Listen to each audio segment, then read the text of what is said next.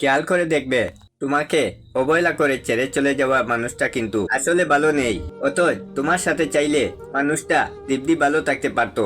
কেউ যখন কাউকে ছেড়ে চলে যায় তখন মানুষটা আসলে বুঝতে পারে না সে কি পেয়েছিল আর কি হারিয়ে ফেললো।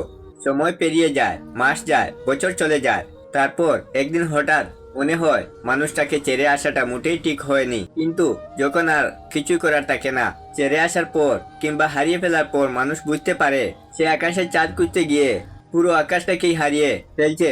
মানুষ যেমন দাঁত থাকতে দাঁতের মর্ম বুঝে না, তেমনি পাশের মানুষটার মর্ম হারিয়ে ফেলার আগে বুঝতে পারে না।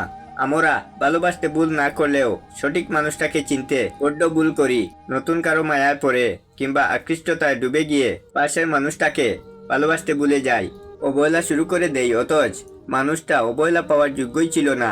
অনেকেই কাছের মানুষটাকে ছেড়ে নতুন কারো হাত ধরে ভালো থাকার জন্য, অথচ কিছুদিন পর বুঝতে পারে ভালো তার সাথেই ছিল যাকে সে ছেড়ে চলে এসেছে। পুরনো কাউকে ভুলে গিয়ে নতুন কাউকে নিয়ে সারা জীবন আনন্দ পাওয়া গেলেও সারা জীবন ভালো থাকা যায় না।